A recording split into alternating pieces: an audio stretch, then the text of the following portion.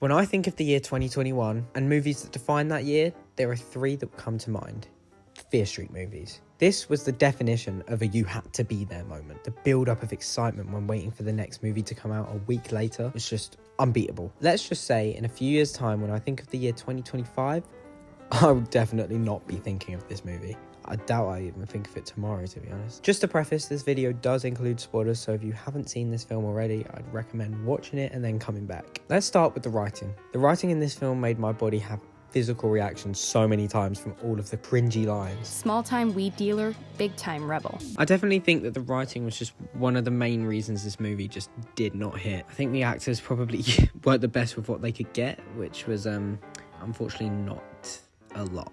And whose idea was it to have a dance battle? Oh my god. If I had to say like a redeeming quality about this film, it'd probably be the score. I really enjoyed the score and I thought it was quite fitting for like the 80s sort of vibe they were going for. And I thought some of the practical effects were also really cool and really well done. But as much as the practical effects were good, the kills were just really disappointing. They just felt like really stiff and they just felt really emotionless. The first kill with Ariana Greenblatt felt really fake. Like there was like barely any movement and the axe swings just felt hesitant almost. And the red fade transition just looked a bit off. Like it didn't really work that well for me. I'd say the best and maybe only like impressive kill was the one with the saw in the basement. I thought that was quite cool. I think I would have much preferred if they focused on previous killers from the trilogy that we'd sort of seen glimpses of, kind of like 1978, or if they followed from the post-credit scene, like the book grab that we saw at the end of 1666. But this just had nothing to do with people unwillingly turning to murderers, and it just felt like a bit of a tacky knockoff Scream movie. And I also noticed that the director was different, which was maybe why it was just so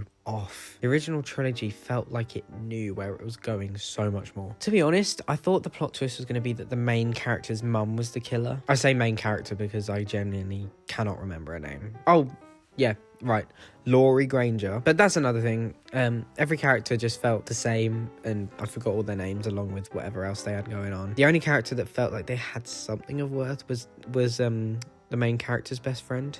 Still don't know her name though, but she was definitely the most interesting out of all of them. But yeah, I thought that Laurie Granger, I thought her mum was going to be the killer. And then when I saw there were two killers, I was a bit like, oh, maybe it's the weird priest lady. But no, it was the parents, which I also thought was a bit of a crappy motivation, crappy reveal. Even though I didn't see it coming, it was not that effective and I didn't really care for it. Overall, I'm just mad that it didn't hit for me because the original trilogy, I love it so much. And like with 1978 being my favourite one of the three, I thought it would have like a similar feel, but it just fell completely flat. Although I do appreciate the nod they did to 1978. It's worse than 78. And this 90-minute movie just felt like 4 hours because I had to just painfully push through it. Maybe I shouldn't compare it to the original trilogy, but because it's labelled as a Fear Street film, I just had high expectations. And I know that there's like a whole section of books that the films are based off of, but if you've already made those three films, you should link it back or just have something of similarity or style just that seems similar. Even if it was a standalone film, I would think it's terrible. I hope you enjoyed my interpretation of this film, even though it was mainly negative.